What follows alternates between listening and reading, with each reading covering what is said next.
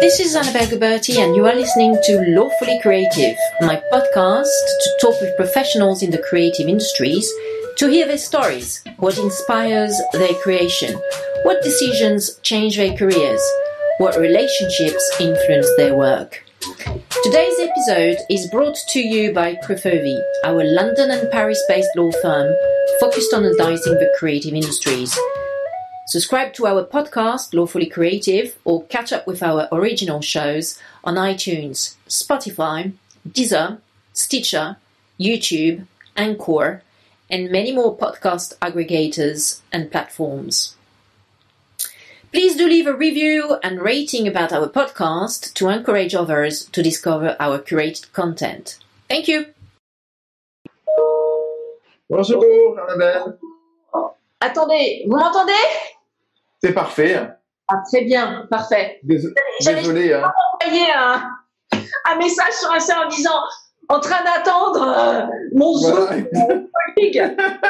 Comment ça Elles sont belles les plantes. Elles sont belles les plantes. Hein. Ouais, merci. C'est très chic. C'est l'un des plus beaux fonds de Zoom que j'ai vu depuis longtemps. Hein. Ah, c'est adorable. C'est pour ça qu'il fallait que je rentre à Londres parce que sinon je savais qu'elles avaient tout crevé. Et attendez, vous n'avez pas tout vu. C'est du balcon. Attendez, je vous montre. Donc moi, c'est je rentre. Ah ouais. Ah, génial. C'est dans quelle partie là de Londres? Non. Ah non. Non. Parisien, tout simplement, directement et classiquement. Et les parcs sont toujours fermés à Paris? Ah oui, tout est fermé, mais par contre tous les commerces rouvrent peu à peu. Là, on est sur quand même cette optique-là. Et moi, je suis dans un quartier plutôt sympa, donc. Oberkampf. Ça peut être Bastille, c'est ça? Ouais, entre République et Bastille, ouais. Et l'Est parisien, donc c'est sympa. Donc j'ai vu en fait, Antoine, que vous aviez vraiment plusieurs casquettes, notamment que vous étiez bassoniste, plus aussi donc journaliste, ça je le savais, puisque vous m'avez donc interviewé à deux occasions dans le cadre d'articles en droit de l'art, et aussi écrivain. Donc en fait, je me suis dit mais quel homme éclectique, c'est rare. Et donc je voulais un peu commencer peut-être par l'aspect musical, si c'est ok pour vous. Bien sûr. Bon, parfait. Merci. Alors, donc, j'ai cru comprendre en fait que vous pratiquiez toujours le basson en tant que professionnel, parce que j'ai vu là, par exemple, qu'il y avait un article, un concert, excusez-moi, avec une jeune flûtiste japonaise, dans lequel vous étiez donc duettiste, je crois qu'on dit ça comme ça, Stockenheim raconté aux enfants, qui a malheureusement été annulé à cause probablement de l'épidémie et du confinement. Donc, je me dis que si vous jouez avec Madame Murakami, c'est que vous êtes donc toujours professionnel, bassoniste professionnel. Bien sûr, complètement. Moi, j'ai toujours rêvé d'avoir plusieurs vies. Je trouve déjà qu'a priori, si on n'en a qu'une de vie, on n'en sait pas grand-chose, mais a priori, c'est relativement court, donc il faut profiter. Et évidemment, moi d'emblée, j'ai eu plusieurs passions en fait quand j'étais adolescent. La musique, et notamment la musique classique. Alors ça, c'est assez rare quand on est ado et qu'on adore, qu'on surkiffe des symphonies de Beethoven ou de Mozart, et c'était mon cas, mais pas du tout dans une optique de déifier le passé, mais plutôt parce que je trouvais que c'était plein d'énergie, plein de couleurs, et que c'était juste absolument fantastique. Et puis en même temps, j'avais effectivement cette passion d'emblée pour le journalisme, et c'est ça qui m'a fait aller étudier et puis devenir professionnel dans, on va dire globalement, ces deux secteurs et ces deux métiers qui ont d'ailleurs un lien assez évident, en tout cas. Attends, on en est encore par là. Là, pour l'instant, on va se focaliser sur l'aspect musique. Donc, ce que vous êtes en train de dire, vous avez parlé de couleurs. Merci en tout cas pour vos réponses. Mais je voudrais juste parler de l'aspect de votre tête bassoniste. Donc, vous avez parlé de couleurs. Donc, en fait, quand vous étiez enfant, vous voyez des couleurs quand vous écoutez de la musique, notamment classique. C'est ça que vous êtes en train de dire? Alors il y a effectivement il y a ce phénomène-là notamment de synesthésie. Il y a un compositeur comme Scriabine, Alexandre Scriabine, un compositeur russe qui était passionné par cette alliance entre couleurs et notes et musique, notamment le poème de l'extase, le poème du feu. Alors c'était pas complètement mon cas. J'avais des amis qui vraiment voyaient, qui pouvaient entendre un ré, c'était bleu, le mi, c'était violet, et ainsi de suite. On a déjà entendu ça. C'était plus, quand j'entends le mot couleur, c'est plus dans une dimension, on va dire, plus large, presque un peu métaphorique, mais de quelque chose qui est absolument pas terne. C'est-à-dire que c'est un festival. Tous les instruments, par exemple, d'un orchestre symphonique, moi j'adore en particulier la musique symphonique, et bien l'addition de tous ces instruments, les cordes, les vents, les percussions, ça crée un monde sonore à proprement parler, qui est fantastique, qui est, à mon sens, prodigieux. Et c'est pour ça que, après avoir fait un petit peu de piano, ce qui est assez traditionnel comme chose. Moi aussi, j'ai commencé par le piano. Avant la flûte traversière, n'est-ce pas? À un moment, pendant quelques années, j'ai fait les deux, en fait, quand j'étais adolescente. Et puis, bon, après, je suis allée vers mon inclinaison, puisqu'en plus, moi, je suis Gémeaux, donc signe de l'air, et la flûte, pour moi, c'était parfait. Mais j'ai fait 4 ou 5 ans de piano, ouais. Donc, on commence tous par le piano, ça c'est la vue traditionnelle, mais c'est bien mieux, n'est-ce pas, Annabelle, d'aller vers les instruments avant. Au conservatoire, effectivement, vous étiez. Alors donc attendez, parce que j'ai vu, c'est bien en plus, c'est formidable et ça me facilite la vie. Vous avez un profil Wikipédia.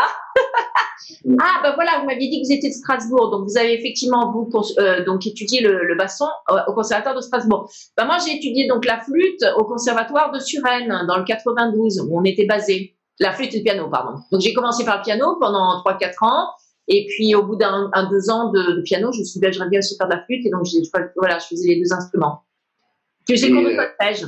Vous avez fait aussi les cours de solfège? C'est obligé. Malheureusement, les cours de solfège sont obligatoires.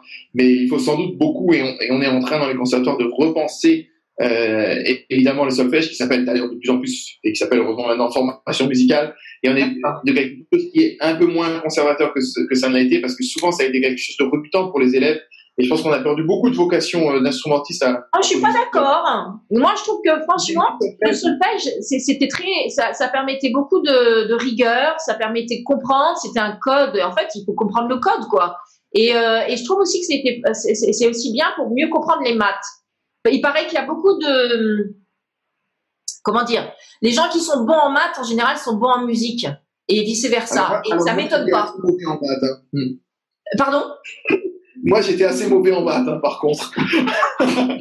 Mais non. Mais bien sûr, il y a notamment cette dimension scientifique qui a été théorisée notamment par les anciens, Pythagore notamment, et vraiment qui voyait rapprocher l'architecture et la musique, et dans une assez mathématique. Effectivement, c'était vu comme une science. Il y a une fantastique construction dans la musique. Tout à fait. Et justement, je trouve que le solfège, ça te permet de comprendre les codes, quoi. Il faut comprendre tous ces, je crois qu'on dit les messes, les mèmes, il faut comprendre le code, quoi, avant de pouvoir commencer à voler ses propres ailes et donc bien savoir interpréter. Et donc, après, je vois que vous êtes allé au conservatoire. Donc, excusez-moi, vous avez fait du piano pendant quelques années et après, qu'est-ce qui s'est passé alors?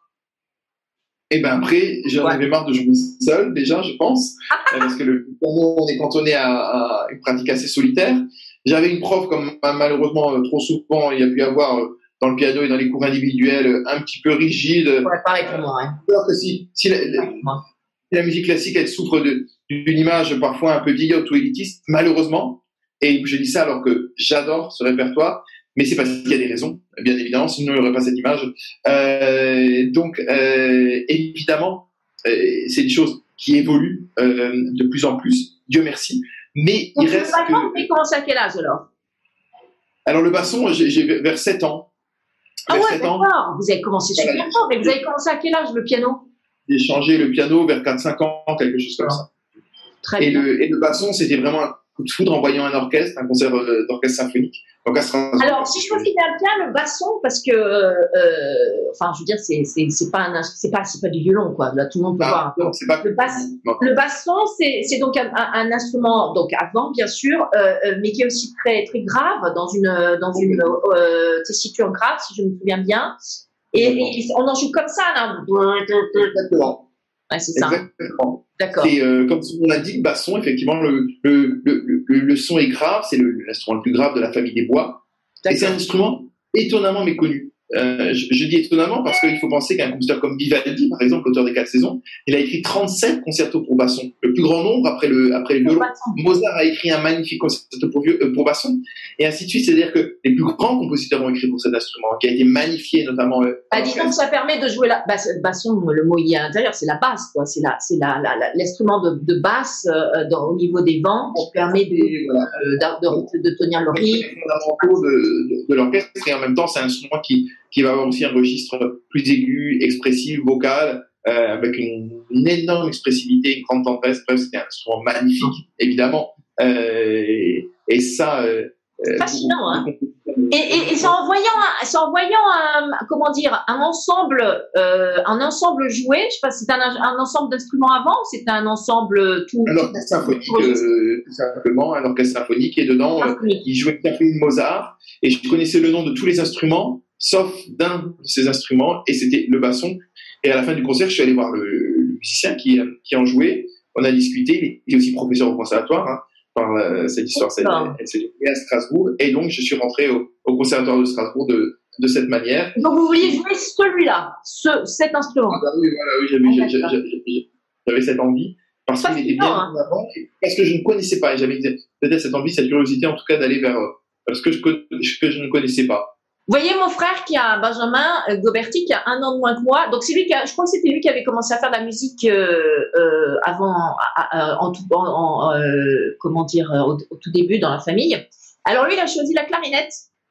Je crois qu'il avait essayé un autre instrument, mais ça lui plaisait pas pendant une ou 2 semaines. Et puis finalement, il a choisi la clarinette, et il a carrément fait son service militaire au fort de Suresnes, là où il y a toute une harmonie ou je ne sais quoi. Donc, comment? Oui, je vois très bien. Ouais. Voilà, il a fait tout au Mont Valérien. Voilà, c'est ça, au fort du Mont Valérien, où il y a en fait tout un orchestre, etc. Donc il a fait tout 1 an de service militaire. Donc je veux dire, il a atteint un niveau très élevé, Ben, au niveau donc clarinette. Et puis moi, donc je vous dis 4 ans de piano, et puis après j'ai préféré évoluer vers la flûte. Le plus jeune, Timothée, donc il y a à peu près 12 ans de différence avec nous, mon deuxième frère, donc lui pour le coup que le piano. Mais voilà. Donc très bien. Alors vous après, donc je vois que vous êtes allé La prochaine fois, on jouera. Il y a un magnifique compositeur brésilien, Heitor Villa-Lobos, qui a écrit un duo pour flûte et basson, qui est là là. Dans la musique de Bach et la musique de... Mais je crains comment dire, j'ai un beau son, mais je bosse pas assez la flûte, pour être très honnête. Je crains de pas être vraiment...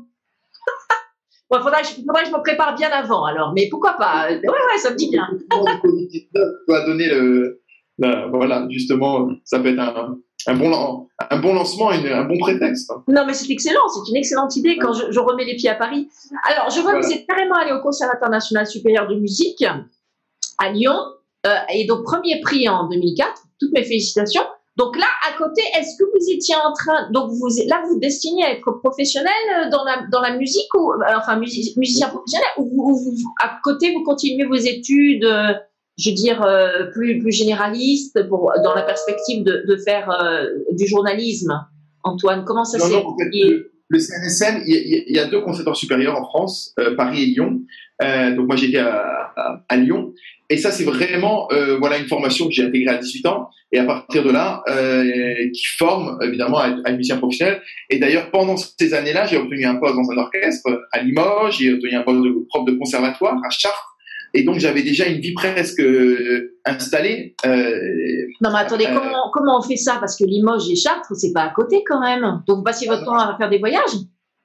Exactement, beaucoup de voyages. C'est le propre d'ailleurs de la vie des musiciens, et d'ailleurs c'est mis un petit peu en suspens ces temps-ci. Et il faut d'ailleurs le repenser, parce que là on parle de voyage à courte échelle, mais on voyage beaucoup à travers le monde, et sans doute aussi l'impact écologique doit amener à repenser un peu tous ces parcours. Ça c'est un autre débat. En tout cas, à ce moment-là, j'avais 20 ans, et donc j'ai eu un poste de prof en orchestre, de prof au conservatoire, un poste en orchestre. Et puis j'ai toujours eu envie de faire d'autres choses. Je suis aussi allé vers les instruments anciens, c'est-à-dire retrouver des instruments qu'on pratiquait à l'époque de Bach, de Mozart, de Beethoven. Donc j'ai fait aussi une formation là-dessus, puis je suis allé perfectionner aussi. C'est quel instrument, excusez-moi? Quoi, la viole de gambe? Enfin, de quels instruments? Alors non, toujours le basson. Les bassons de ces époques-là. C'est-à-dire que maintenant, dans l'appartement, vous voyez l'une des pièces de mon appartement et juste derrière, j'ai une dizaine d'instruments, une dizaine de bassons, donc des bassons de toutes les époques différentes. Vous les collectionnez? Pardon? Vous les collectionnez? Et je les collectionne et je les joue même, surtout. Et donc j'en ai une dizaine que je joue dans des orchestres sur instruments anciens. Par exemple, je viens assez souvent à Londres avec j'ai joué régulièrement avec l'orchestre révolutionnaire romantique et l'orchestre de John Elliott Gardiner, ou l'orchestre de l'Âge des Lumières et George Lineman ici. Et donc voilà.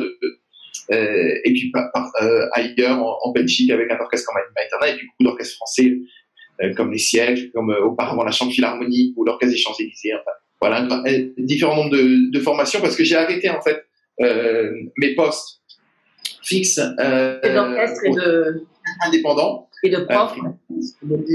Voilà, outre-Manche chez vous, ma chère Annabelle, et après ces études au CNSM, j'ai eu l'envie justement de réaliser aussi ma deuxième passion, le journalisme. Alors attendez, si j'ai bien compris, en fait, vous avez arrêté vos postes fixes au sein de cet orchestre, si j'ai bien compris, à Limoges, et au sein donc de ce conservatoire où vous étiez prof, pour pouvoir vous consacrer au journalisme. J'ai bien compris là? Et continuer la musique, mais de manière indépendante, c'est-à-dire de ne pas avoir un poste fixe, mais de choisir des projets et de pouvoir évidemment les mêler de manière plus flexible, plus souple. D'accord. Et oui, parce que là, franchement, étant donné qu'en plus, c'est pas donc des postes qui sont dans la même ville, enfin, ça demandait vraiment beaucoup de. Enfin, moi. Alors, j'ai toujours adoré le train. Je suis un grand amoureux bon, quand même. Mais, alors, qu'est-ce qui vous a motivé justement de travailler avec cette jeune, enfin, je crois qu'on peut l'appeler jeune fille, hein, mademoiselle Murakami, qui en plus c'est marrant, elle est de la même famille que l'artiste Takashi Murakami, qui est connu en art moderne ou en art contemporain, pardon. Une bonne question, je ne pense pas. Ah d'accord, je vais demander. Je devrais exactement, c'est une honte à moi qui adore aussi l'art contemporain, je lui ai demandé. Et elle est flûtiste au sein, on joue tous les deux dans le même ensemble, un ensemble qui s'appelle Linéa et qui est basé à Strasbourg justement. Il s'appelle comment cet ensemble, excusez-moi? Il s'appelle Linéa, Linea, et c'est un ensemble dédié à la musique d'aujourd'hui. Donc vraiment, on travaille avec des compositeurs contemporains vivants. Ça, c'est vraiment important. C'est tout un travail sur la création contemporaine, parce qu'en musique, c'est la grande différence avec l'art contemporain. Parce que si l'art contemporain, il remplit les musées, il fait des expositions qui marchent très bien, les gens se pressent pour voir Soulage ou Jeff Koons. Par contre, en musique contemporaine, c'est moins le cas. C'est une musique qui est réputée souvent plus difficile, plus austère, et donc à nous de la défendre, d'autant plus.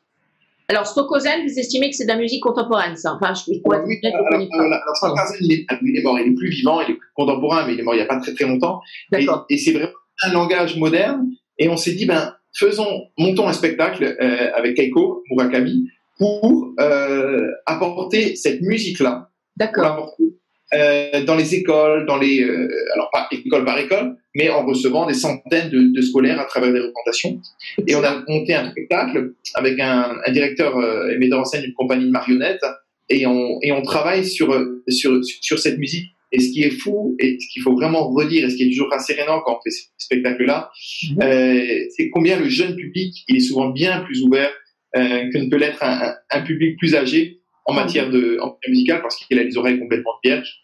Et donc en fait, vous jouez, tous les deux vous jouez, vous-même et mademoiselle Murakami, et à côté il y a des marionnettes?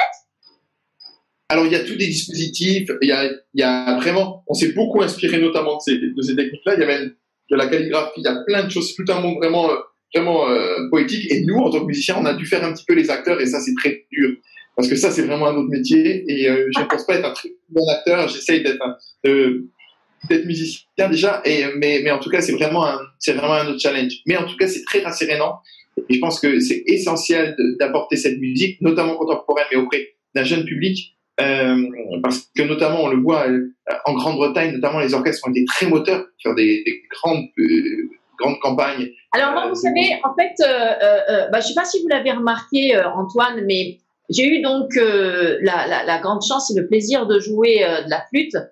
Tant en France qu'en Grande-Bretagne, à Londres. Hein. Et donc, quand c'était en France, et donc moi, je suis plus interprète. Hein, j'ai jamais fait de la composition, je sais pas pour vous, mais bon, moi, je suis essentiellement interprète et comme je l'ai dit, complètement amateur.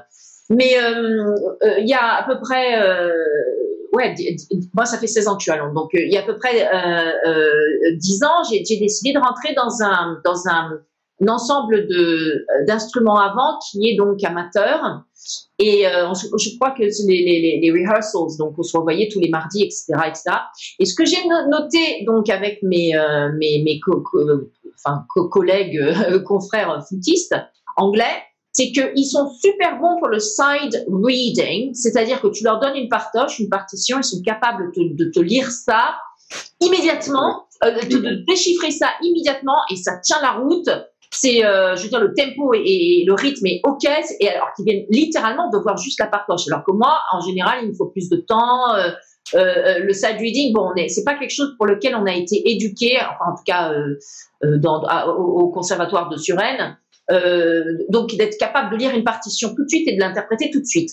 Par contre, donc ça c'est vraiment leur forte. Les musiciens anglais, ils sont super bons pour tout de suite, immédiatement, donc être capable d'interpréter la partition.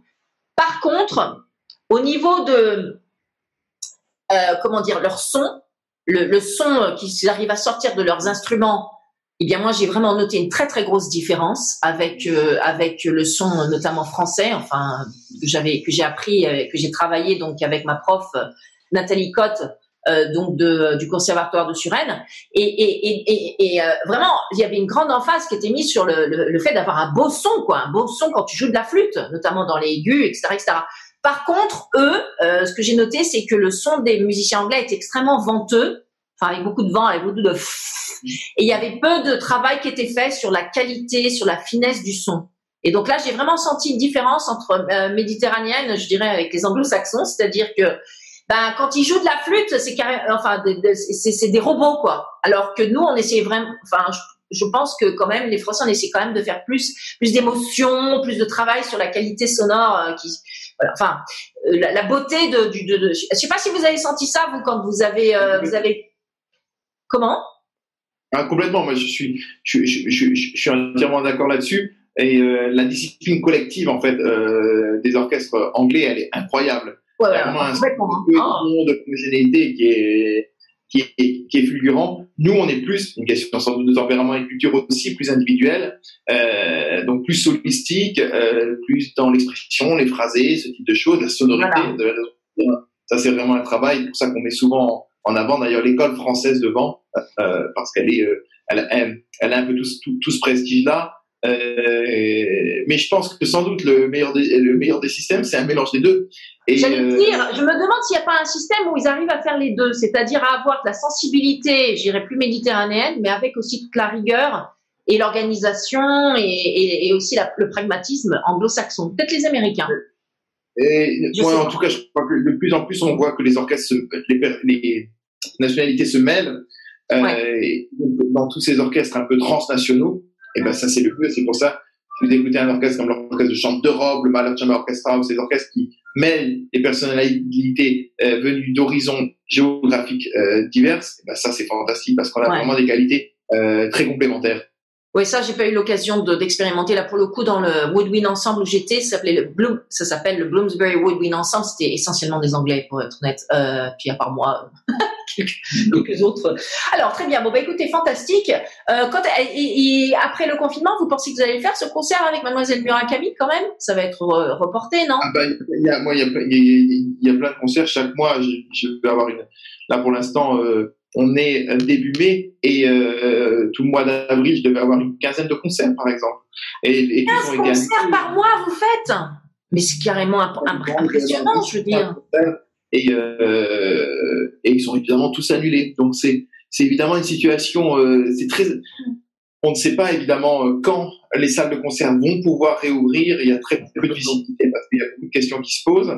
On a pu être déçus. Le secteur culturel a été très déçu de l'absence dans les déclarations, notamment d'Édouard Philippe, le Premier ministre français, de prise en considération de ce secteur-là, alors que la culture pèse. La culture, c'est cette fois l'industrie automobile pour le PIB français. Donc, très peu, à part d'un point de vue de dire les salles ne pourraient pas aller au cinéma ou voilà, mais derrière, c'est évidemment tout un pan économique qui est aujourd'hui à l'arrêt Et donc voilà, les lendemains, en tout cas pour l'instant, restent très très incertains.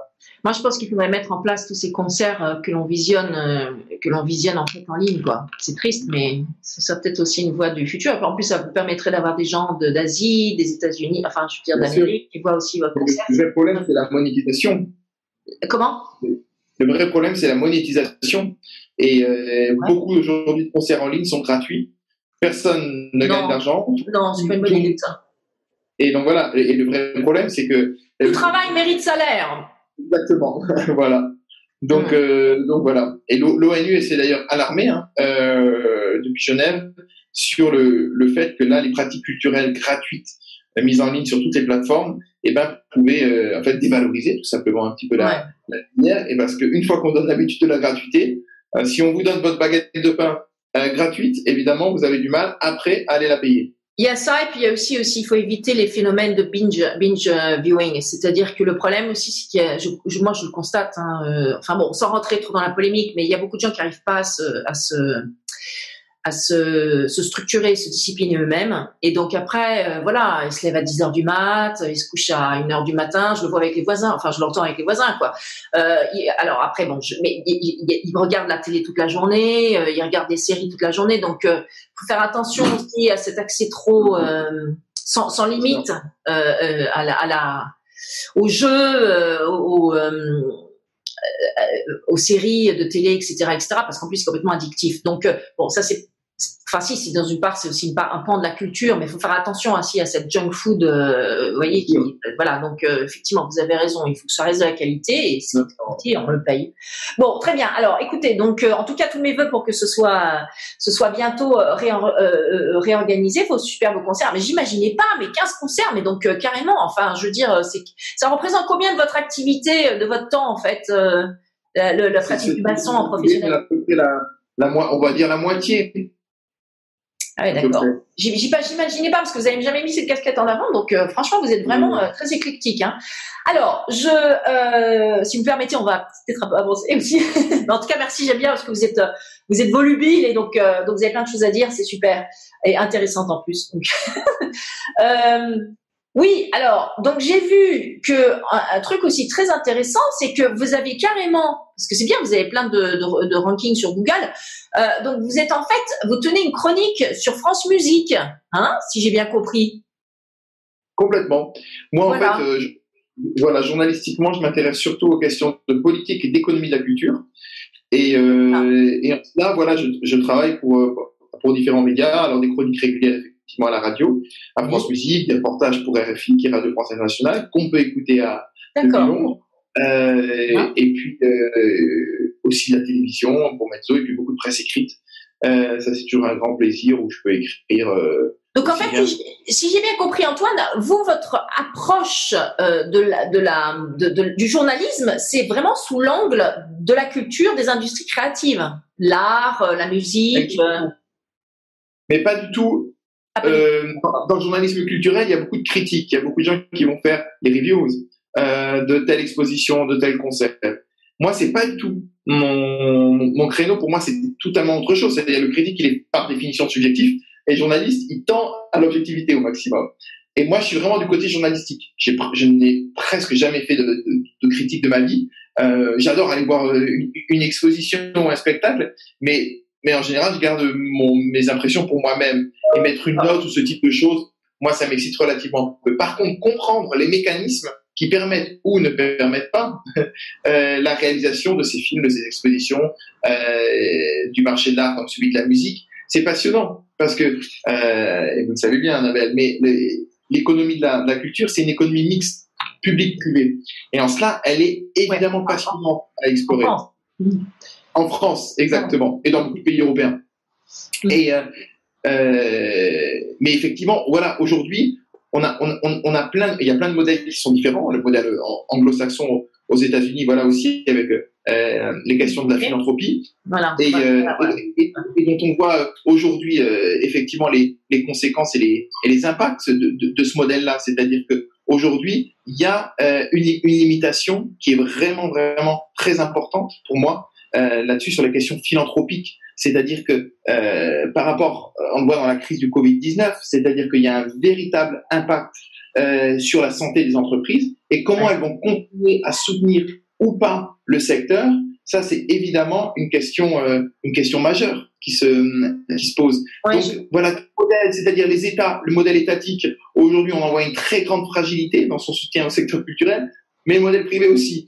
Donc, effectivement, aujourd'hui, le monde culturel est confronté parce que on peut imaginer aussi beaucoup, et on le voit dans les premiers chiffres du mécénat, par exemple, qu'on va de plus en plus aller vers les secteurs dits prioritaires, comme la santé, la recherche, plus que vers la culture.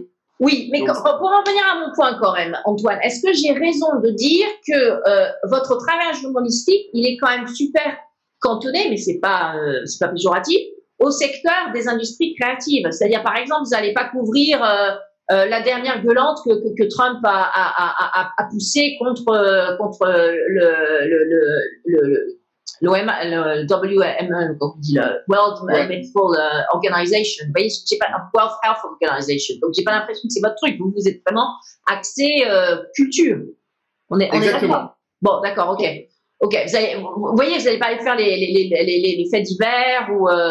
Enfin, je veux dire, vous m'avez quand même approché pour faire des articles sur le secteur de l'art. Donc et j'ai l'impression que c'est vraiment le thème quand même, n'est-ce pas? Est-ce qu'on est d'accord sur ça? Ouais, d'accord, ok. Exactement. Pour moi, c'est vraiment. Le journalisme, ça recoupe beaucoup de choses, donc beaucoup de secteurs. Donc, Exactement. Et pour moi, pour avoir ces réseaux, ces connexions, comprendre un secteur, il faut être un minimum de spécialité. Voilà, il faut avoir un peu de spécialisation, que ce soit sur l'agriculture, le sport, la cuisine ou l'art. Parce notre cabinet a la même optique, hein, c'est-à-dire notre cabinet d'avocats sur Paris et Londres pour l'instant, il est aussi uniquement axé sur les industries créatives, donc la musique, le cinéma, la mode, le design, bon aussi la tech, etc. Mais donc effectivement, vous avez raison, on peut pas servir tout le monde, quoi. Donc, on peut pas tout faire, mais on aimerait, hein, mais. Oh, il y a des cabinets, probablement des journalistes aussi qui feraient tout, quoi. Mais à mon avis, vous avez raison, parce que souvent, ce que demandent les clients, c'est que aussi tu connaisses bien le secteur, l'industrie, le secteur d'activité que tu couvres. Donc, il faut aller au salon de mode, au salon de la musique, au Midem, à Cannes, enfin, quand on pouvait encore, parce que maintenant on peut plus. Mais c'est sûr, c'est plus temporaire, etc., etc. Donc voilà, vous avez un peu la même approche au niveau journalistique où vous êtes effectivement focalisé sur ces secteurs. Alors, est-ce que vous voudriez dire à nos fantastiques auditeurs où ils peuvent vous entendre? Vous auriez un podcast ou vous-même que vous avez bien sûr. Bien sûr. Parce que vous avez une chronique là au sein de France Musique, donc il y a peut-être, je ne sais pas si vous voulez dire, bien sûr. voilà, on peut vous entendre. C'est très simple. Le nom de ma chronique, c'est le biais éco. Le billet éco, c'est ça. B-I-2-L-E-T, et après éco pour économie. Voilà, d'Antoine Pecker, c'est mon nom. Et là, vous trouverez tout grâce aux fantastiques plateformes de podcast. Vous êtes sur Apple Podcast aussi? Exactement. Ah, très bien, d'accord. Bah, moi, je le téléchargerai alors, ça peut être intéressant. J'écoute beaucoup de podcasts, moi, maintenant. Et franchement, c'est le moment, hein, dans la crise sanitaire actuelle. Ah non, mais ça faisait déjà 2-3 ans que moi, je m'étais convertie. Hein. J'ai jamais eu la télé de ma vie, donc j'ai jamais regardé la télé. À part quand j'allais chez mes grands-parents. Pardon? La preuve, c'est que vous en faites même des podcasts. Ah oui, clairement, moi j'adore. Mais donc en fait, effectivement, les podcasts, parce que ça permet de sélectionner l'information, quoi. Et donc la seule radio que j'écoute, c'est FIP en fait. Mais c'est très bien parce qu'il n'y a pas de pub, etc. Très bien. Donc, votre podcast, le billet éco que l'on peut trouver sur Apple Podcast. Parfait. Alors, comment continuez-vous vos activités, cher Antoine, pendant le confinement? Est-ce que vous pouvez vous déplacer justement quand vous faites votre billet éco sur France Musique? Est-ce que vous pouvez le faire de chez vous ou alors il est nécessaire que vous alliez en studio? Enfin, comment ça se passe en ce moment pour les journalistes? Alors, celui-là, par exemple, en l'occurrence, celui-là, il est interrompu. Depuis le confinement, je n'ai plus parce que Radio France énormément en fait les programmes. Donc surtout à ceux qui sont directement sur la question du Covid-19. Donc par exemple, il n'y a plus de journaux de France Culture, ce sont les journaux de France Inter qui basculent pour France Culture et ainsi de suite. Donc radiophoniquement. Ils sont à Neuilly, n'est-ce pas? Ils sont à Neuilly, c'est ça? Dans le 16e arrondissement. Ah pardon. D'accord, FIP, ils sont à Neuilly, je me souviens. Voilà. Et donc l'activité radiophonique est interrompue. D'accord. Mais par contre, l'écrit là, je continue à écrire bien évidemment. Donc toute la radio c'est mort quoi, parce qu'ils veulent que vous soyez en studio. Alors, en fait, on pourrait, je pense, On pourrait, enfin, je veux dire. le faire, mais voilà, il y a des règles. Radio France est une grande maison. Ils ont jugé, voilà, il y a des antennes. Quel manque de flexibilité. Non, mais franchement, mais quel manque de flexibilité. Ça, c'est des gens qui n'ont, excusez-moi, mais là, je vais être très, très clair. C'est des gens qui n'ont rien compris. Parce que même après le déconfinement, il va toujours y avoir des possibilités aussi de, comment dire, pas de pandémie, non, mais en tout cas d'infection. Donc, je veux dire, sur le long terme, on est pris pour, et donc, ils ont pas fait le switch pour permettre aux gens de travailler de chez eux.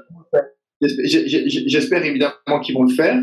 Enfin, ça fait 2 mois quand même. Il serait peut-être temps qu'ils se bougent. Voilà, exactement.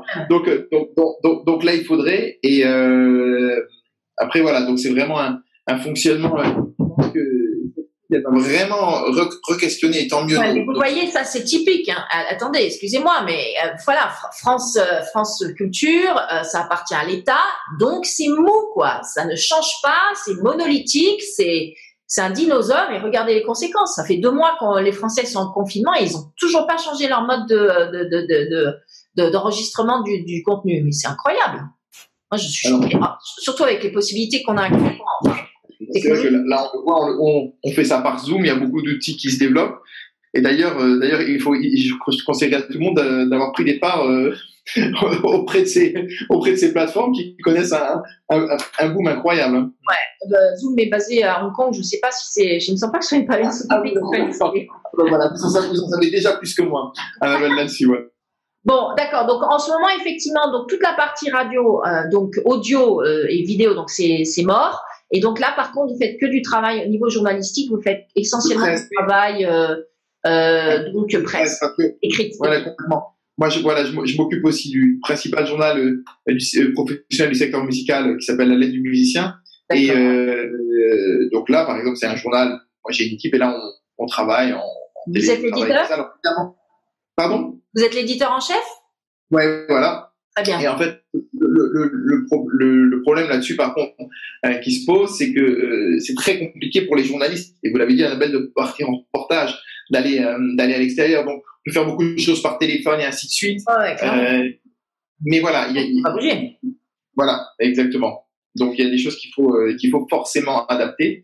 Mais donc voilà, parce que justement, par exemple, travaillant sur le marché de l'art, et vous savez ça, Annabelle, je dois attendre encore là mi-mai pour aller in situ au port franc du Luxembourg.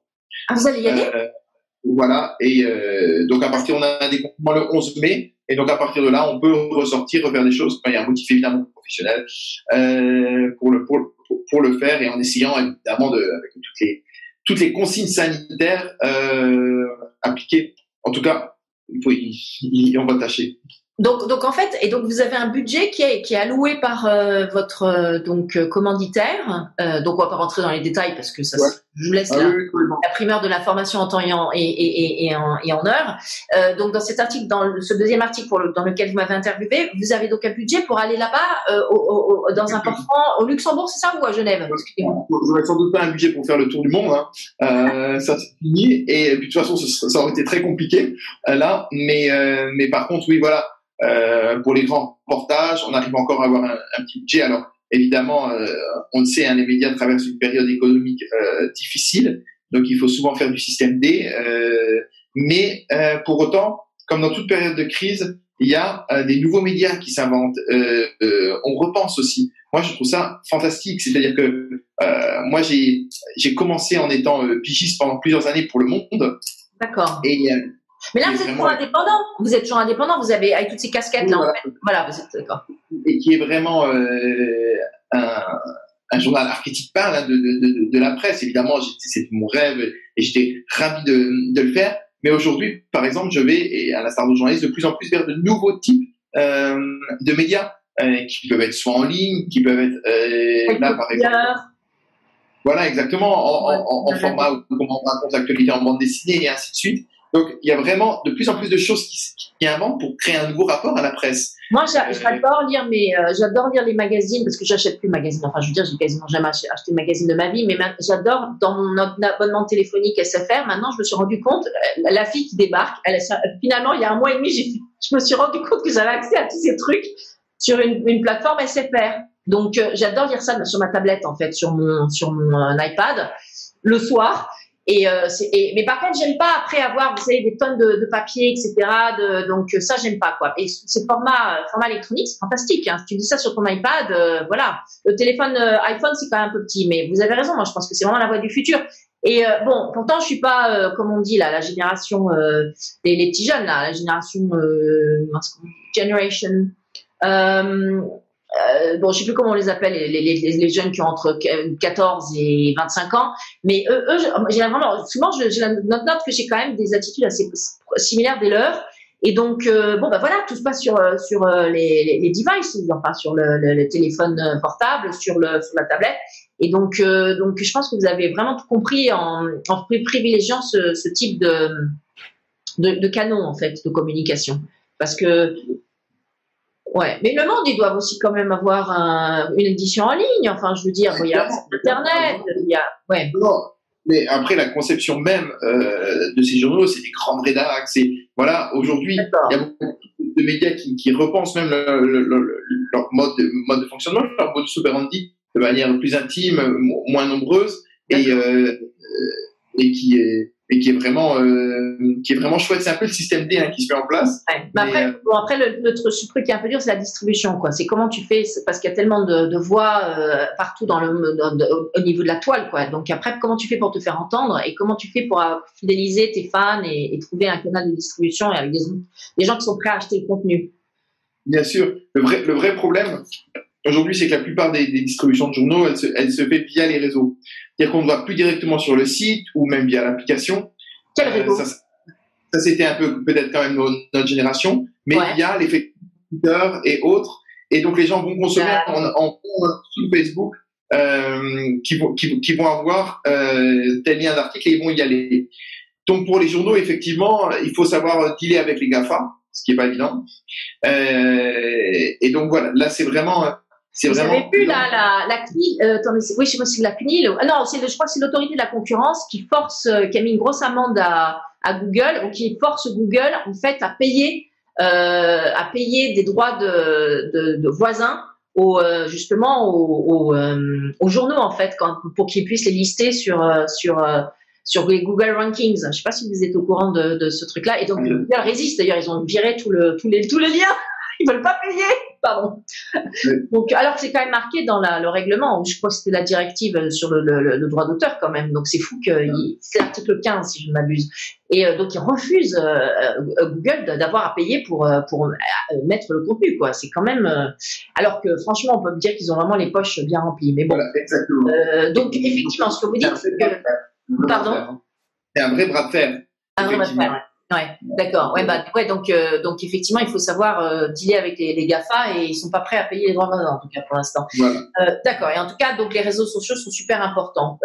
Donc moi, je voulais vous demander aussi un petit peu, est-ce que vous estimez que vous avez des problématiques importantes au jour d'aujourd'hui dans votre casquette journaliste pour faire attention dans ce que vous écrivez, notamment par rapport aux problématiques, de droit à l'image, mais vous n'êtes pas photographe, donc c'est pas forcément la problématique principale, mais surtout au niveau du droit au respect de la vie privée. Est-ce que vous devez, là par exemple, vous m'aviez interviewé, pour la revue Le Crieur, dont nous avions évoqué le cas des grands collectionneurs français tels que Pinault et Arnaud, donc des groupes Kering et LVMH respectivement. Donc évidemment, ce sont parmi des hommes français les plus connus au monde, donc on peut parler d'eux, mais quand on fait un travail journalistique, je suppose qu'on creuse beaucoup, qu'on va dans les comptes, etc. Mais c'est des sociétés privées, donc comment on fait pour trouver la juste mesure entre exprimer exercer sa liberté d'expression, et le droit de la presse, et en même temps faire attention à aussi pas se prendre un procès pour non-respect de la vie privée. Comment vous arrivez à trouver la juste mesure si la problématique se pose? Bien sûr. Alors, ce qu'il faut toujours repréciser, c'est que, et ça vous le savez parfaitement, Annabelle, c'est que le journaliste lui-même n'est pas attaqué. Ce sera le journal, donc le directeur de publication ou la directrice de publication qui va se retrouver en ligne de mire principale. C'est pour ça que évidemment ils vont être très vigilants. Pour vous donner un exemple, récemment un article il y a encore 2 jours, j'ai eu le feedback non seulement du rédacteur en chef, mais aussi du service juridique. D'accord. Et voilà, c'est lu par un service juridique qui va dire là c'est très bien, mais pour pas qu'on soit attaqué en diffamation, quelles sont les preuves, quels sont les documents, est-ce que vous avez bien les mails envoyés, et ainsi de suite, qui vont tout checker. Parce qu'effectivement derrière il peut y avoir rapidement des procès en diffamation. Moi je me rappelle l'un des premiers gros papiers que j'ai fait pour la revue L'Écrieur, qui est coédité par Mediapart et La Découverte. Alors attendez, expliquez-nous. Donc La Découverte, le Mediapart, c'est quoi ça? C'est, enfin, je veux dire, c'est quel groupe? Site d'information en ligne, donc là pas de groupe indépendant, et les éditions de La Découverte, éditeur là aussi indépendant. Mais le premier. Des enfants, non? Édition de La Découverte, c'est surtout des publications d'enfants, non? Non, pas forcément. Mediapart, il y a qui derrière Mediapart? C'est qui c'est complètement indépendant. Ça, c'est Edwy Plenel qui dirige ça et de manière pour le coup totalement indépendante. Mais ce qui est intéressant à noter, c'est que l'un de mes premiers papiers, c'était sur Vincent Bolloré et sa stratégie en Afrique qui passe par l'entertainment, par la construction. Donc Bolloré, lui, c'est la Gardère, non? Non. Je me trompe. Et non. Alors Bolloré, c'est pardon. Ah non, c'est Vivendi. Bolloré, c'est Vivendi. Il était chez. Exactement. Ouais, pardon. Je vous rassure, j'ai pas le Covid, mais juste l'allergie au pollen. Vivendi, c'est Universal, non? Ils ont. Ouais. Exactement. D'accord. Et donc là, il faut être évidemment très vigilant parce que quand on sort, nous, moi déjà, il y a la première vigilance, elle est la nôtre en tant que journaliste, de recouper les sources, de lire les rapports d'activité et ainsi de suite. Il y a beaucoup de choses qui se glissent dans ce qu'on appelle le data journalisme. Il faut ressortir ça. Et après, effectivement, une fois qu'on a ça, les articles sont relus. Et donc, oui, il y a une grande vigilance. Mais après, on a quand même de la chance, c'est que il y a un droit de la presse qui est quand même largement favorable à l'information, qui reste qu'on touche du bois, et notamment auprès de la Cour européenne. Derrière, c'est que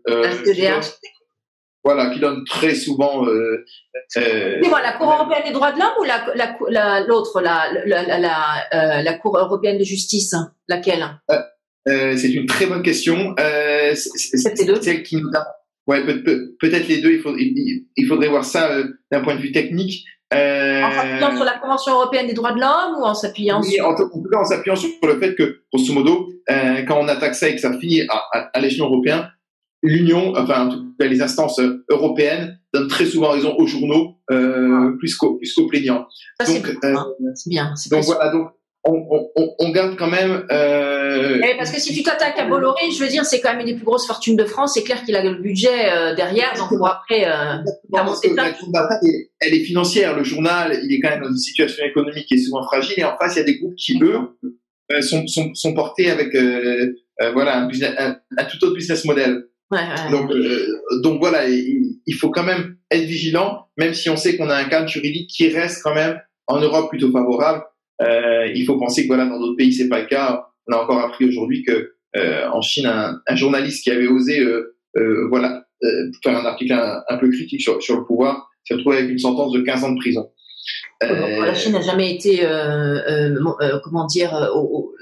mis au rang des démocraties, hein. Enfin, je veux dire. Non, exactement. Mais il faut pas. J'ai pas besoin, j'irai jamais en Chine, moi, c'est clair. Voilà. Exactement. Et c'est bien de le rappeler toujours. Oui, vous avez raison. Donc, et justement, en ces temps quand même où, je veux dire, le régime Macron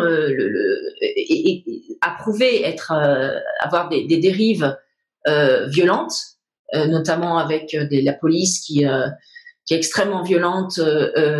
Si j'ai bien compris, avant le Covid, avec les gilets jaunes mais pas que, aussi des gens qui faisaient des manifestations, des femmes qui faisaient des manifestations pour la liberté de la femme, etc. Juste avant le Covid, et pareil qu'il y en a pas mal qui se sont retrouvés avec des blessures qui avaient été faites par les policiers quand elles faisaient leurs manifestations. Donc, avec quand même un pouvoir où il y a un gouvernement qui a beaucoup tendance à utiliser la force pour, entre guillemets, faire régner le calme dans la population française.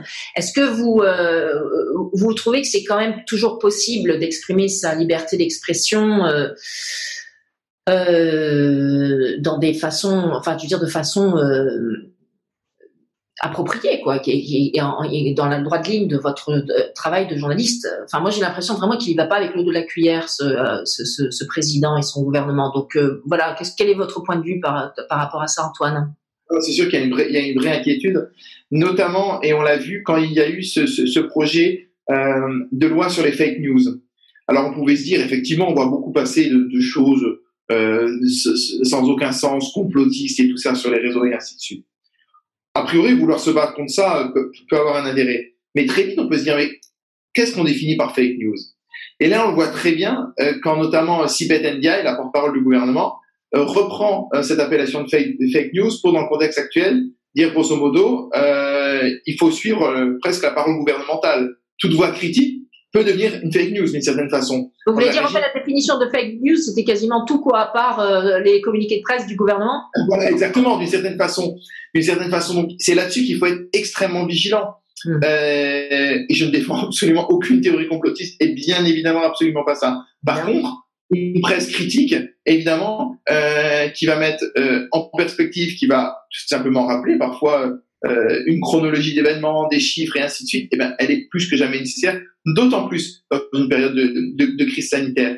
Donc, il faut faire très attention parce qu'effectivement, le climat, là, du fait du Covid-19, qu'est-ce que ça donne politiquement? Ça donne un pays où les gens sont tous, ou presque, restent chez eux, vont regarder à une dizaine de millions le discours d'un président qui parle de guerre et ainsi de suite. On est dans un contexte qui est quand même, quand on réfléchit, qui pourrait être inquiétant pour les libertés. Et donc, quand effectivement... Attendez, c'est pas que c'est pour elle, c'est qu'il l'est. Enfin, je veux dire, il y a l'interdiction de la liberté à venir. Bon, il y a un moment, il va falloir vite revenir à la normalité, là, parce que, enfin... bien sûr, avec les autorisations, et les inégalités qui se créent. C'est-à-dire que dans le quartier où je vis à Paris, j'ai jamais eu, alors avec ma carte de presse, j'ai pu me déplacer, mais même en dehors de ça, je n'ai jamais eu un seul contrôle policier. Et je peux vous dire que par contre, en banlieue, notamment dans des territoires où là, les confinements sont extrêmement durs. Imaginez quand vous êtes à une dizaine de personnes dans 20 mètres carrés, mais là, les contrôles de police sont sévères. Il y a effectivement eu trop, on peut le dire, de bavures policières ces derniers mois. Pourquoi la gestion des manifestations en France est aussi problématique et aboutit à ce bilan, alors que en Angleterre, en Allemagne, dans les autres pays, ce n'est pas le cas. Tout ça. Là, je peux pas vous dire pour l'Allemagne parce que j'y vis pas, mais la Grande-Bretagne, je peux vous dire, ça n'a strictement rien à voir. La façon dont la force. On n'a pas peur de la police. Ça n'a rien à voir. Enfin, je veux dire. Bon, d'accord. En plus, c'est vrai que Macron c'est pas du tout. Il a très clairement dès le départ, il a fait comprendre qu'il n'était pas il n'était pas pro-journaliste, quoi. Lui, j'ai cru comprendre qu'il a arrêté aussi d'avoir des contacts proches avec les journalistes. Enfin bon, moi, je suis pas trop, mais j'ai eu l'impression que tout de suite, dès le départ, il y a quand même une certaine un certain antagonisme, je dirais. Voilà. Bon. Donc en fait, il a voulu créer une opposition avec François Hollande, qui lui était très proche de la presse, peut-être trop, certains ont pu lui reprocher, en tout cas peu importe. Et dans cette volonté de nouveau monde, c'était aussi, en tout cas, du moins au début, de créer une distance forte, de sélectionner les journalistes qui peuvent le pouvoir. Et donc il y a eu beaucoup d'inquiétudes, différentes tribunes pour s'alarmer de ça dans les journaux, et notamment quand même des journaux comme Le Monde ou Le Figaro s'alarment de ces dispositifs qui ne sont pas des journaux considérés comme complètement gauchistes ou en tout cas droite. Voilà, exactement. Donc non, c'est que là, à un moment, effectivement, c'est sur la liberté même du... Mais vous avez senti un durcissement, par exemple, dans les commentaires que vous recevez de la direction éditoriale ou des juristes dans ce que vous dites, quand vous exprimez votre liberté d'expression, ou depuis le gouvernement Macron, ou pas vraiment? Ça a toujours été comme ça, et on vous laisse quand même faire... Après, ça dépend plus aussi avec dans les cabinets. Après, une question d'individualité. Moi, je suis en contact avec différentes personnes et que je peux interviewer récemment, dans les derniers jours, aussi bien Gabriel Attal, qui est secrétaire d'État auprès de Gabriel Blanquer, dans un échange qui était très constructif, par exemple, en l'occurrence, et qui pouvait être critique, évidemment, et c'est notre job journalistique, et qui fonctionnait très bien. À l'opposé, par contre, par exemple, un ministre de la Culture plus que jamais absent, qui répond très difficilement aux interviews dès qu'ils sont effectivement qui rentrent dans la culture. Il s'appelle comment? Franck Riester. Et donc là, voilà, des contacts plus difficiles. Donc il y a aussi une question d'individualité, hein, bien évidemment. Aussi après du dialogue qu'on peut avoir avec les différents cabinets. Et par rapport à la question des relectures, je te ferai une réponse pour le coup très macroniste du en même temps. Oui, il y a effectivement une vigilance qu'on sent, mais il y a aussi une envie et un besoin, on sent bien aussi chez les lecteurs, et donc d'être dans ce lien-là, de papier critique par rapport à la situation du gouvernement. Donc, il y a quand même aussi voilà ce regard-là. Et moi, une fois de plus, moi, je suis aussi impressionné parce que, par exemple, sur cette question des bavures policières dont on parlait à l'instant, ça n'a pas été les médias traditionnels qui les ont vraiment relayés, qui ont fait le travail. Ça a été plus les journalistes indépendants, quelqu'un comme David Dufresne qui faisait cette comptabilité du nombre de bavures par les réseaux, par un journalisme en grande partie numérique. Macron a lâché les liens, il a lâché les rênes là. Il a lâché les rênes et la police agit en toute impunité. C'est vraiment en France, hein, c'est vraiment choquant. Mais d'accord, donc effectivement, c'était pas les médias traditionnels qui ont relié. Aujourd'hui, beaucoup de choses sont filmées, donc on voit beaucoup de choses. Mais on a vu des images que moi je n'aurais jamais imaginé voir en démocratie. Hein. Quand un livreur de moto est mis par terre, que des policiers s'assoient dessus et que le type meurt en plein Paris, on parle de ça juste à côté de la Tour Eiffel, parce que le mec avait juste photographié un policier. C'est une scène des États les plus totalitaires, tout simplement, des États policiers. Moi, ça m'a fait penser d'avoir beaucoup enquêté dans des pays qui justement ne sont pas des pays démocratiques, où là il y a une vraie peur dans la population, où les gens disent bah non, surtout pas à la police, on en a plus peur qu'autre chose. Et ben là, quand on voit des scènes pareilles, évidemment ça fait peur. Et en passant au moment des gilets jaunes avec ces fermetures de routes et tout ça, qui étaient par exemple juste en bas de chez moi, et ben on sentait auprès des citoyens que je voyais autour de moi plus de peur qu'une confiance en fait envers l'appareil d'État qui était. Je pense pas que les Parisiens ils avaient peur des gilets jaunes. Ils n'avaient pas peur des gilets jaunes. Ils avaient peur des policiers qui étaient censés gérer les gilets jaunes. Exactement. Et donc en fait il y a eu cette dérive. Une police est là. En fait tout dépend de la conception. Dans beaucoup de pays anglo-saxons ou germaniques, on a une police qui protège le citoyen. Là, on est dans une police répressive. C'est un changement de paradigme qu'on acte en tout cas, et qui peut à plus d'un titre être inquiétant. J'ai vu, je me permets d'avancer sur votre troisième casquette. Merci en tout cas pour ces réponses très éclairées, Antoine, et qui renforcent mon opinion qu'effectivement la définition de démocratie est en train d'évoluer très fortement sur la France sous le gouvernement Macron. Pas forcément bien, mais en tout cas, ce que je voulais aussi parler maintenant de votre troisième casquette, qui est donc celle d'écrivain. Donc, si j'ai bien compris, vous avez notamment écrit un superbe livre sur les plus beaux opéras du monde pour les éditions La Martinière. Est-ce que vous voulez un petit peu nous éclairer sur vos superbes œuvres qui ont été publiées donc en tant que livre ou beaux livres, même La Martinière, c'est en général des beaux livres. Exactement, La Martinière, c'est complètement un beau livre. Alors moi, je n'écris pas, vous le disiez avant que vous n'étiez pas vous-même créatrice mais interprète à la flûte. Et de la même manière, moi, je n'écris pas de la fiction où j'inventerai des histoires, j'écris des essais. Je serais incapable, de la même manière, je suis pas compositeur, interprète, et je suis pas écrivain, et je suis plutôt journaliste et auteur d'essais. Ces essais, j'ai pu les faire à chaque fois. Pour moi, ce qui m'intéresse dans la culture, c'est pas des vues, on va dire, ultra focus sur un seul aspect. Par exemple, écrire, je sais pas, une biographie d'un architecte ou d'un écrivain du XVIe siècle et d'y consacrer 600 pages. Il y a des démarches universitaires absolument splendides là-dessus. Je suis pas universitaire moi-même. Et par contre, moi, ce que j'aime, c'est faire des liens. Mon premier bouquin, c'était comment Stanley Kubrick, fantastique réalisateur, utilise la musique dans les films. Au Design Museum sur le travail de Stanley Kubrick, là, c'était fantastique. Mais je l'ai vu 2 fois d'ailleurs, tellement j'ai aimé. Et ben voilà, vous voyez, qui est magnifique musique près de South Kensington, à Londres, le Design Museum d'ailleurs. Attends, j'ai pas suivi là. Qu'est-ce que vous avez dit? Pardon. J'ai dit le Design Museum pour rebondir, qui est à Kensington et qui est un magnifique musée londonien. Enfin moi que j'adore. Tout à fait, tout à fait, tout à fait. Et cette exposition en particulier, elle était fantastique. Et alors, excusez-moi, vous avez écrit effectivement un truc sur Stanley Kubrick. Donc, vous voulez bien nous expliquer un petit peu ce que vous avez fait pour les éditions du point d'exclamation par rapport à Stanley? Donc c'était vraiment sur l'utilisation de la musique dans son œuvre, comment il travaillait les bandes originales. Et donc c'est vraiment toujours faire des liens. De la même manière, la Martinière. Ah, c'est ça que vous appelez les écrans sonores, en fait, c'est les BO, quoi. Enfin, je veux dire, les bandes originales de son, en fait. Ah, fantastique. Voilà.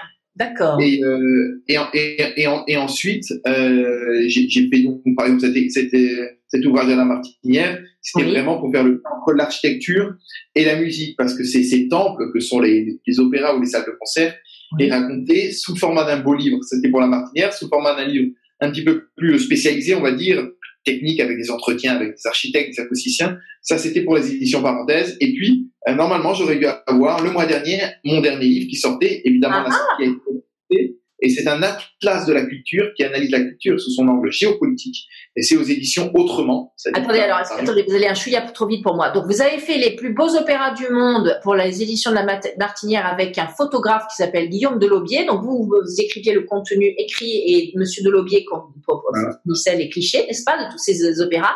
Donc, ça, c'était en 2013. Et donc, après, vous avez mentionné en 2016, là, je crois, les espaces de la musique, architecture, des salles de concert et des opéras, ok. Donc là, effectivement, pour faire le pont entre la musique et les opéras, et l'architecture. Et maintenant, vous étiez en train de dire quoi? Ce qui est en train de sortir, qui va sortir très bientôt. Voilà, il devait sortir au 1er avril et ce n'était pas une blague. Et donc, il va être décalé à septembre parce que c'est évidemment lié au problème de confinement. Et vous savez, toutes les librairies sont fermées et ça a impacté la filière de manière évidemment très, très, très, très compliquée. Donc, normalement, début septembre... il est sur quoi celui-là qui va sortir? Pardon. Il est sur quoi celui-ci? Et c'est l'Atlas, ça s'appelle un Atlas. C'est l'Atlas de la culture. Et c'est analyser le monde sous les questions culturelles. C'est-à-dire, l'idée est de montrer qu'en fait, les grands rapports géopolitiques aujourd'hui... Vous avez écrit un Atlas, Antoine? Oui. Il fait combien de pages? Il fait une 150 à peu près, 160, un truc comme ça. Donc, voilà. Vous êtes un bourreau de travail, vous arrêtez pas. Attendez, vous faites 15 concerts par mois. Vous passez votre temps à m'interviewer pour des articles. Donc, je veux dire, et vous faites aussi travail radio et vous avez le temps de faire un atlas de 150 pages. Exactement. Il y en a qui font de la cocaïne, il y en a qui font plein de choses. Et moi, j'écris. Voilà. C'est pas mal comme drogue. Non, mais attendez, mais vous bossez combien d'heures par semaine? Plus ou moins? Tout le temps. Non, je suis effectivement pas dans les 35 heures. Le week-end aussi? Mais, le week-end. Parce que c'est, en fait, plus que du travail, c'est de la, c'est une passion. C'est de la passion, et voilà. C'est-à-dire que, mais c'est vraiment au sens de drogue, c'est que j'en ai besoin. Un atlas de 150 pages va sortir en septembre, d'accord. Et donc, c'est sur l'angle, c'est voir le monde sous l'angle de la culture. Exactement. C'est-à-dire que, montrer comment en fait aujourd'hui les rapports de force, on a souvent dit notamment dans les années 90 beaucoup que la culture c'était une sorte de soft power, c'était théorisé comme ça, et en fait aujourd'hui moi ce que je montre c'est que la culture c'est un hard power pour les nations, parce qu'en fait en 20 ans un hard power, c'est plus du tout soft, d'accord. Voilà, votre anglais est bien meilleur que le mien, Annabelle. Merci. Je suis à Londres juste depuis 16 ans, 17. Voilà, exactement. Et je suis complètement parisien. Donc voilà, le tunnel sous la Manche réuni, mais pas tout complètement. Voilà. Donc c'est un hard power selon vous, d'accord? Pourquoi? Exactement. Et parce qu'en fait, en 20 ans, à peu près, les conflits au sens traditionnel, les guerres traditionnelles ont diminué de moitié. Merci. Mais en fait, de nouvelles zones, de nouvelles formes de tension ou de rapports entre les nations se développent à fond. Alors, bien sûr, le terrorisme en est une, les guerres commerciales, qu'on a pu le voir entre la Chine et les États-Unis en sont une. Et, en fait, la culture et même on va vers de plus en plus des guerres culturelles. Il suffit de voir les grands projets. Les nouvelles routes de la soie, par exemple, lancées par la Chine, c'est un volet culturel immense. Regardez la Chine-Afrique, pareil. C'est quoi les nouvelles routes de la soie? Vraiment, tout ce projet initié par le régime de Pékin, pour recréer en fait tout un axe commercial de la Chine à l'Europe. Et en fait d'accompagner ça par les universités, exactement, d'accompagner ça par les universités, par les salles de spectacle et ainsi de suite. Parce que franchement, je pense que alors c'est effectivement on peut citer la Chine, mais je pense que les États-Unis ils ont compris ça depuis très très longtemps. Bien sûr. Avec Hollywood. Voilà. exactement. Mais je montre qu'à Hollywood, mais qu'en fait, les 2 premiers producteurs avant Hollywood de films dans le monde, par exemple, c'est d'abord Nollywood en Inde et après Bollywood en Inde et après Nollywood au Nigeria. Et comment ce pays, le Nigeria, s'est développé par le cinéma. Donc, en fait, on voit que le monde, il y a vraiment cette question culturelle, elle est pas du tout accessoire, elle est bien au contraire évidemment centrale, aussi des industries créatives. Et donc voilà. Mais donc ce sera pour début septembre. Alors, comment s'appelle ce fantastique ouvrage et où est-il publié, s'il vous plaît? Alors donc c'est l'Atlas de la culture et c'est déjà aux éditions Autrement. Très bien. Très bien. Donc, voilà. Je pense que je l'achèterai en temps et en heure. Parce que en tout cas, évidemment, Antoine, évidemment, je le conseille à tout le monde. Et vous avez fait ça seul ou avec des co-auteurs? Il y a des cartographes, il y a des designers pour les datas et ainsi de suite. Mais en termes de contenu même, non, ouais, seul. Eh ben, dis donc, quel homme. Bon, très bien, parfait. Oui, alors j'ai vu aussi notamment dans votre chronique que vous tenez d'habitude pour France Culture que vous étiez aussi pas mal intéressé par l'impact donc du Brexit sur la culture. Vous voulez nous en dire en 2-3 mots ce que vous en pensez de l'impact du Brexit sur la culture? Parce que moi, j'avais jamais pensé que ça aurait un impact particulier sur la culture, mais enfin maintenant que vous avez mis le doigt dessus, peut-être que voilà, parce que notre cabinet est basé entre Paris et Londres, donc moi ça m'intéresse de savoir quel est votre point de vue sur comment le Brexit va impacter les industries créatives notamment. En fait, ça peut être soit une bonne ou une mauvaise nouvelle. Ça peut être une mauvaise nouvelle. A priori, évidemment, on a vu le monde de la culture vent debout contre le Brexit, parce qu'on ferme les frontières, donc on limite les possibilités de tourner, par exemple, des artistes anglais à l'étranger, et on complique aussi, par exemple, la venue d'artistes étrangers, notamment européens, depuis Erasmus, déjà dans les... Et puis, si je puis me permettre d'ajouter, c'est qu'il y a d'autres industries créatives, donc c'est pas que la culture, mais des industries créatives telles que la mode, le design, etc. 90% de leur chiffre d'affaires, il est fait à l'étranger, il n'est pas fait en Grande-Bretagne. Donc, évidemment, le fait que maintenant ils doivent se taper potentiellement dans le futur des droits de taxes, enfin des droits de douane et autres taxes, ça les rend fous, quoi. Donc voilà. Plus les difficultés aussi, comme vous l'avez dit, d'obtenir des visas pour leur staff qui très souvent viennent de Paris parce que enfin vous voyez d'Europe. Voilà. Donc oui, d'accord. Pardon, excusez-moi, je vous ai interrompu. Non, mais complètement. C'est vraiment ça. Et donc mais sinon on a un autre côté, là où ça pourrait être une bonne nouvelle, c'est en fait si en sortant des lois communautaires qui régissent notamment de taxes en Union européenne pour le marché de l'art et ainsi de suite, et bien de devenir une sorte de paradis fiscal. Ça, c'est clair. Je vois tout à fait la Grande-Bretagne devenir un paradis fiscal. Alors ça. Et donc là, à ce moment-là, ça peut avoir un intérêt pour le marché de l'art, par exemple. À la Suisse, hein. À la Suisse. Voilà, exactement. Attendez, avant la levée du supplémentaire, voilà. Mais en fait, c'est marrant parce que les Anglais, ils détestent qu'on dise ça parce que, en fait, la majorité des gens qui ont voté pour le Brexit en Angleterre, c'est des gens pas tellement éclairés, ils s'en foutent complètement que la Grande-Bretagne devienne un paradis fiscal, hein, parce qu'ils n'ont pas les actifs pour que.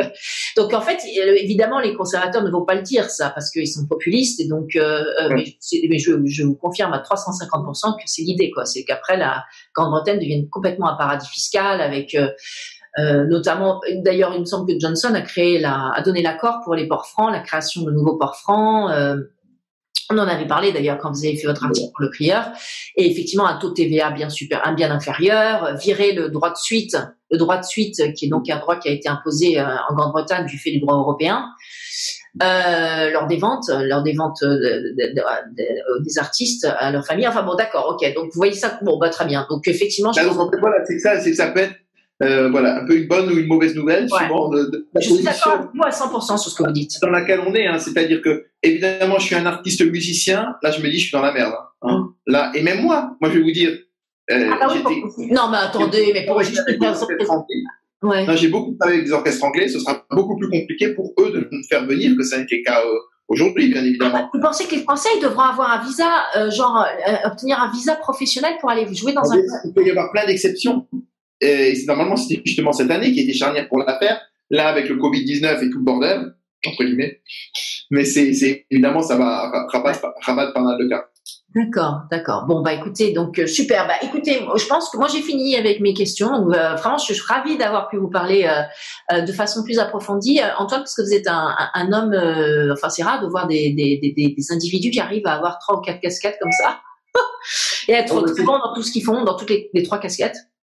Non, mais on essaie juste ça. Comme on a tous peur de mourir, alors on essaie de faire le maximum avant. Là qu'on a tous peur de mourir, c'est qu'on sait très bien qu'on va tous mourir à un moment ou à un autre. Donc voilà, il faut, comme disent les Anglais, burn the karma, c'est-à-dire brûler le karma, quoi. Pour voilà, c'est pour avoir le maximum d'expérience et aussi de laisser sa marque sur l'humanité. Bon bah fantastique. Je vous souhaite un excellent. On est le 1er mai en fait. Vous n'étiez pas censé bosser aujourd'hui. Oh, parce qu'en Angleterre, on travaille le 1er mai, mais en France, il me semble que c'est un jour férié. Exactement. Mais c'est vous qui avez choisi la date, hein, alors ça va. Exactement. Très bien. Portez-vous bien, Antoine. Merci énormément. Thank you for listening to our podcast Lawfully Creative, produced by Prefervi Studios. Subscribe to our podcast or catch up with our original shows on iTunes, Spotify, Deezer, Stitcher, YouTube, Anchor, and many more podcast aggregators and platforms. Please leave a review and rating about our podcast to encourage others to discover our creative content. Thank you.